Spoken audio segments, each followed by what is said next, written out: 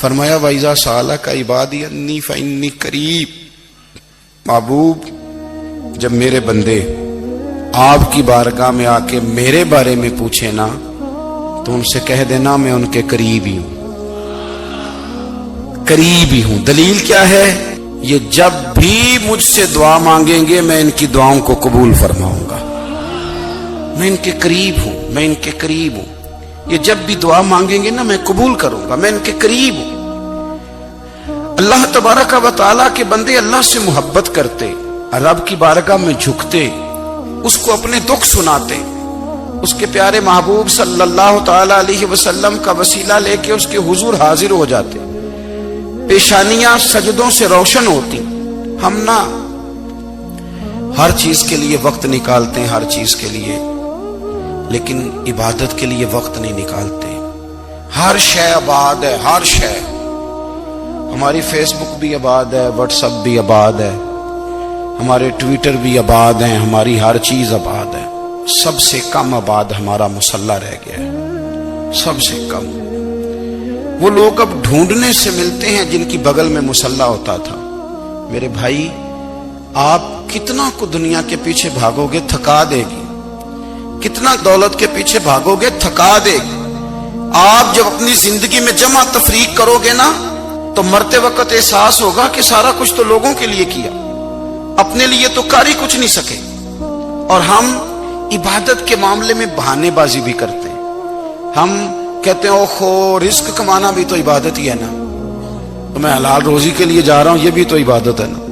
میری طرح کے لوگ کہہ دیتے ہیں کہ میں سویرے اٹھ کے مدرسے میں کچھ اسباق دیکھتا ہوں تو یہ بھی تو عبادت ہے، میں بیان کرنے کے لیے مطالعہ کرتا ہوں تو یہ بھی تو عبادت ہے نا، اتنے لمبے سفر کر کے ملک میں دنیا میں گھومتا ہوں تو یہ بھی تو میں عبادت ہی کر رہا ہوں۔ اب اسپیشل نفلوں کے لیے وقت کس طرح نکلے، اسپیشل کر کے تسبیح میں کیسے چلاؤں، میں سارا کچھ ہم بہانے بنا لیتے ہیں نا۔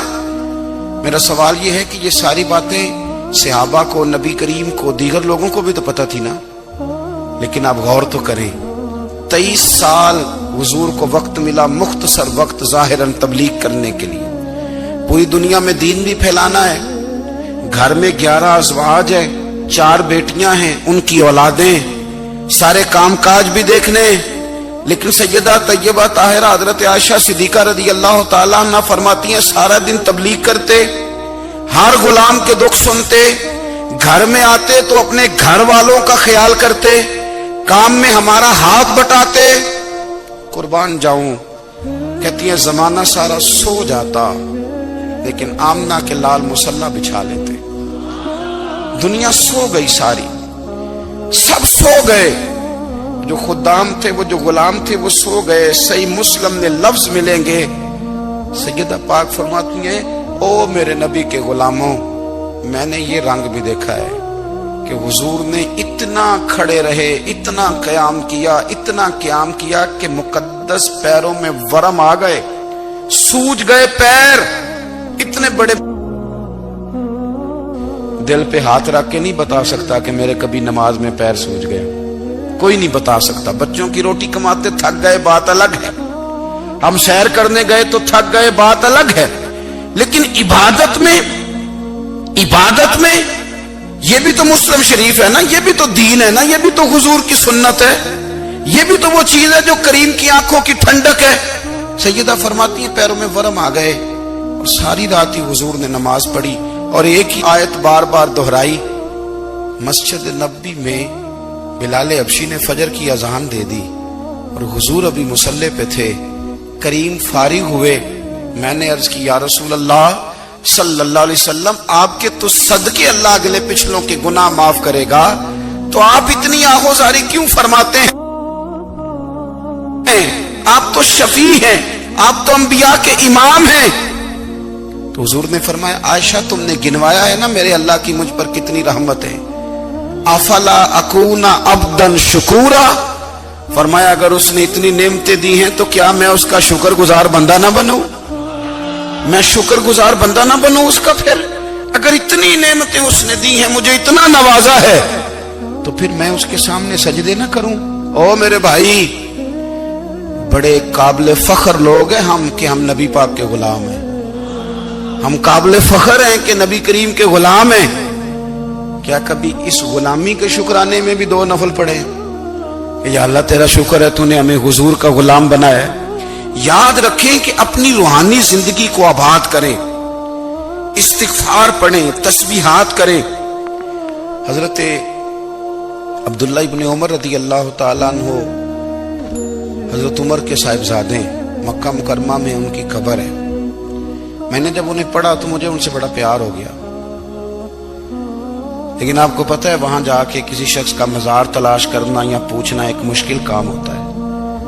تو ایک دفعہ میں مکہ شریف میں حاضر تھا تو ایک گاڑی والا ڈرائیور مجھے کہنے لگا کہ مولانا میں آپ کو جانتا ہوں، مجھے آپ سے محبت ہے، ایک بات بتاؤں آپ کو؟ میں نے کہا بتاؤ۔ کہنے لگے حضرت عبداللہ ابن عمر کی قبر دیکھنی ہے۔ میں نے کہا یہ تو نہیں کہہ رہا، یہ کسی نے بندوبست کرایا ہے، یہ اللہ نے تیرے دل میں بات ڈالی ہے، یہ ہو گیا تو لے چل مجھے۔ حضرت عبداللہ ابن عمر کو نبی پاک نے فرمایا تھا راجل صالح، یہ نیک بندہ ہے، یہ متقی آدمی۔ حضرت عبداللہ ابن عمر رضی اللہ تعالیٰ عنہ سیدنا فاروق اعظم رضی اللہ تعالیٰ عنہ کے صاحبزادے ہیں، اور ان کی ہمشیرہ سیدہ حفصہ رضی اللہ تعالیٰ عنہ حضور کی زوجہ محترمہ۔ ایک دن اپنی ہمشیرہ سے کہنے لگے کہ نبی کریم صلی اللہ تعالیٰ علیہ وسلم گھر میں آئے نا، اور اگر حضور غم امت میں پریشان نہ ہوں، طبیعت کو حشاش بشاش دیکھو تو ذرا پوچھنا تو صحیح حضور کا میرے بارے میں کیا خیال ہے، پوچھنا تو صحیح کہ کریم کی بارگاہ میں میرا کیا مقام ہے، میرے بارے میں حضور کیا فرماتے ہیں۔ اب بہن کو کام بتائے اور بتائے بھی بھائی، اور کوئی بہن وہ کام نہ کرے، یہ تاریخ میں ہوتا نہیں۔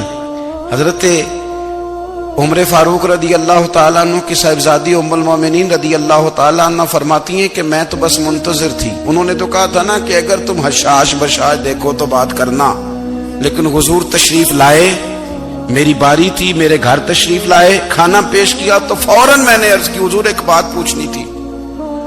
تو حضور نے فرمایا پوچھئے۔ میں نے عرض کی حضور میرے بھائی عبداللہ ابن عمر کے بارے میں آپ کا کیا خیال ہے؟ نوجوانوں میری بات پہ غور کرنا، میرے بھائی کے بارے میں آپ کا کیا خیال ہے؟ تو نبی کریم صلی اللہ تعالی علیہ وآلہ وسلم نے میری طرف دیکھا اور پھر حضور زیر لب تھوڑا مسکرائے، اور بریلی کے امام کہتے ہیں کہ حضور مسکرا دیتے تھے نا تو جو بڑا دکھی ہوتا تھا وہ بھی ہنس پڑتا تھا۔ اب سوال پیدا ہوتا تھا کہ پھر تو اس مسکراہٹ کے لیے انتظار کرنا پڑتا ہوگا کئی مہینے کہ حضور مسکرائیں تو رونے والے ہنسیں، تو اعلیٰ حضرت فرماتے نہیں، انتظار نہیں کرنا پڑتا، یہ مسکراتے رہنا تو حضور کی عادت ہے۔ جس کی تسکین سے روتے ہوئے ہنس پڑے اس تبسم کی عادت پہ لاکھوں سلام۔ یعنی یہ تو عادت ہے حضور کی مسکراتے رہنا، اس کے لیے انتظار نہیں کرنا پڑتا۔ بھائیو آپ خیال رکھیں گے، غور کریں گے، حضرت عبداللہ ابن عمر رضی اللہ تعالیٰ عنہ کے بارے میں پوچھا تو سیدہ فرماتی ہیں کہ نبی کریم صلی اللہ تعالی علیہ وسلم نہ زیر لب مسکرائے اور فرمایا حفصہ تیرا بھائی ہے تو اچھا، لیکن میں نے سنا ہے کہ عشاء کی نماز پڑھتا ہے تو فجر تک سویا ہی رہتا ہے۔ او نوجوانوں، 10 بجے تک سونے کی بات نہیں ہوئی، 9 بجے تک سونے کی بات نہیں ہوئی، 11 بجے اٹھنے کی بات نہیں۔ حضور فرمانے لگے میں نے سنا ہے کہ عشاء کی نماز پڑھ کے سو جاتا ہے اور فجر تک سویا ہی رہتا ہے، اسے چاہیے کہ تہجد کے وقت اٹھا کرے، اللہ کی بارگاہ میں حاضر ہوا کرے، آہوزاری کرے، سجدے کرے، عبادت کرے، اٹھتا ہے اور فجر میں جا کے اٹھتا ہے۔ حضرت جناب حفصہ رضی اللہ تعالیٰ عنہ کہتی ہے میں نے جناب عبداللہ ابن عمر کو پیغام دیا اور میں نے کہا میرے جوان بھائی سن، نبی پاک نے فرمایا ہے تو اچھا پر تہجد میں نہیں اٹھتا، نفل نہیں پڑھتا۔ او میری ملت کے جوانوں، مزہ نہیں آ جاتا جب ساری دنیا سوئی ہو، ساری دنیا، اور بستر بھی گرم ہو اور نیند بھی پورا غلبہ کر رہی ہو، اور اچانک گھنٹی بجے دماغ میں، آنکھ کھلے، گھڑی پہ نظر پڑے، 3:30 4 بجے کا پیغام گھڑی بتائے، اور کوئی چڑھتی جوانی والا اٹھ کے وضو کرے، اور جب وہ مصلی کھول کے بچھائے تو مدینے والے محبوب کہتے ہیں کہ ہر نماز پہ رب ثواب دیتا ہے، اور جو اٹھ کے تہجد کی نماز پڑھے اسے دیکھ کے تو رب مسکراتا ہے، جو اس کی شان کے لائق ہے، جو اس کی شان کے لائق، وہ مسکراتا ہے، خوش ہوتا ہے کہ میرا بندہ تہجد میں اٹھ گیا، وہ مسکراتا ہے۔ کاش ہماری صبحیں کبھی اپنے مالک کے نام ہو جائیں، کاش کے صبح۔ حضرت ابو الحسن رحمت اللہ تعالی علیہ حضرت معاذ ابن جبل رضی اللہ تعالیٰ عنہ کے پاس بیٹھا کرتے تھے، فرماتے ہیں ان سے جو پیار بڑھا تو پھر میرا مصلی سے بھی بڑھ گیا۔ تابعی ہیں، فرماتے ہیں صحابی رسول سے محبت ہوئی تو ذکر سے بھی ہو گئی، پھر درود شریف سے بھی ہو گئی، محبت ان سے بڑھی تو پھر اللہ نے مسجد کا پیار بھی بڑھا دیا۔ آپ فرماتے ہیں کہ میری ہر وقت طبیعت چاہتی تھی کہ بس اللہ اللہ کروں، بس اللہ اللہ کروں، بس نہ میں ذرا تھوڑی جان چھڑاؤں لوگوں سے، کوئی 10 منٹ ملے تو میں کچھ 4 نفل پڑھ لوں، میں تھوڑا سا نہ بچوں لوگوں سے، اور مجھے تسبیح ملے تو میں نہ کچھ 400-500 دفعہ استغفار پڑھوں، سبحان اللہ، الحمدللہ، اللہ اکبر، لا حول ولا قوت الا باللہ، میں نہ تسبیحات پڑھوں۔ فرماتے ہیں کہ بچے تھے گھر میں 6-7، غربت تھی، کام ملتا کوئی نہیں تھا، اور میں کام چور نہیں تھا، کام ڈھونڈتا تھا، پر اللہ کی قدرت کے کام نہیں ملتا تھا۔ فرماتے ہیں کہ میں نے ایک دن اپنی اہلیہ سے کہا کہ آج میں پھر جاتا ہوں کام ڈھونڈنے، تو میری بیوی بڑی فرما بردار تھی، پر اس دن نہ غربت کے ہاتھوں تنگ آ کے کہنے لگی آج نانا کوئی تو چیز لے کے آیا، تو مجھ سے بچوں کی بھوک نہیں دیکھی جاتی، یہ سب روگاں دا روگ محمد جس دا نام غریبی، کنڈ بلا کے لنگ جاندے نہیں دوست یار قریبی، آج نہ کچھ لے کے آیا تو میں بچے لے کے چلی جاؤں گی۔ شیخ فرماتے ہیں کہ میں بڑا پریشان گھر سے نکلا، پر میں نے صبح سے لے کے زور تک کام ڈھونڈا، کام ملا کوئی نہیں، تو میرے دل میں خیال آیا چلو کام نہیں ملتا تو اللہ اللہ تو کرے نا، چلو بندوں کی مزدوری نہیں ملتی تو رب کریم کی عبادت ہی کرتے ہیں۔ فرماتے ہیں کہ میں نے نا فرات کے پانی سے وضو کیا، نہر کے، شدید دھوپ تھی، ساتھ ریت تھی اور ریت تپ رہی تھی، میں نے اپنا رومال وہیں مصلی کے طور پر بچھا لیا، اور فرماتے ہیں کہ زور سے لے کر عصر تک نماز پڑھی، دھوپ بھی پورے زور پہ، پر میرے سجدے کا ذوق بھی پورے زور پہ۔ فرماتے ہیں سورج بھی چمک رہا ہے اور رب کی عبادت کا ذوق بھی پورے زور پہ، میں سجدہ کروں تو پھر میرا اٹھانے کو جی نہ چاہے۔ میرے استاد لکھا کرتے تھے، یہ ان کا شعر ہے، وہ کہا کرتے تھے مجھے سوز دے، مجھے ساز دے، اور مجھے نیم شب کا نیاز دے، دم سجدہ خود کو میں توڑ دوں، مجھے ایسا ذوق نماز دے، اور میں تیری بہار کا پھول ہوں، میں کھلا بھی ہوں تو تیرے لیے، مجھے میری شاخ سے توڑ لے، مجھے اپنی زلف کا ناز دے۔ بھائی فرماتے ہیں کہ عصر تک میں نے نفل پڑھے، دل ڈھلنے لگا، عصر کی نماز پڑھی اور میں وہاں سے چلا۔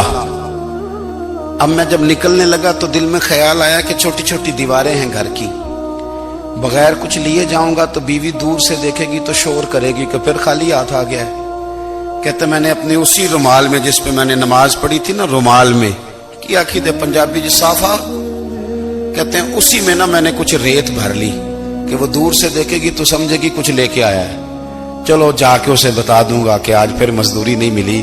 کہتے ہیں وہ ریت لے کر جب میں گھر میں گیا تو پہلے بیوی دروازے پہ کھڑی ہوتی تھی، پوچھتی تھی خالی ہاتھ آ گئے ہو؟ آج میں نے دیکھا تو ہے ہی کوئی نہیں۔ فرماتے ہیں میں اندر داخل ہوا، سلام لیے، کونے میں میں نے وہ رومال رکھ دیا اور میں نے آواز دی کہ بھلی مانس کہاں ہو؟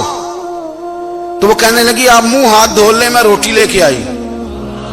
میں نے کہا روٹی کہاں سے آ گئی؟ یہاں تو کئی دنوں کے فاقے، تو کئی دنوں کی غربت ہے، یہاں تو اس گھر میں تو فقیری ہے۔ فرماتے ہیں کہ وہ روٹی لے کے آئی اور اس وقت کی جو موجودہ نعمتیں تھیں، سمجھ لیں سلاد، اچار، ہر چیز ساتھ لائی۔ میں نے کہا کہ بچے کہاں گئے؟ کہنے لگی وہ کھانا کھا کے کھیلنے گئے، آپ کھانا کھا لیں آ جاتے۔ کھانا اس نے چن دیا۔ میں نے حیرت انگیز لہجے میں ساری نعمتیں اپنے دسترخوان پہ دیکھ کر کے بیوی سے پوچھا یہ کہاں سے آیا کھانا؟ بچوں کو تو نے کہاں سے کھانا کھلایا؟ یہ سارا کچھ کیسا ہے؟ کہنے لگی پتہ نہیں آج آپ کس کریم کی مزدوری کرنے چلے گئے تھے۔ پتہ نہیں کس کریم کی میرے گھر میں تو اتنی نعمتیں آئی ہیں کہ مجھ سے سنبھالی نہیں جا رہی، اتنا اناج ہے، اتنا گندم ہے، کس کریم کے دروازے آج چلے گئے تھے؟ یہ کہتے کہتے وہ اٹھی اور اٹھ کر کے کہنے لگی پہلے بڑا کچھ آیا تھا، اب کیا لے آئے ہو؟ اور جا کر کے نا اس نے وہ ریت والا رومال کھولا، کہنے لگے میں تو لے کے آیا تھا ریت، تو میرے رب نے اسے بھی سونے اور ہیرے بنا دیا تھا۔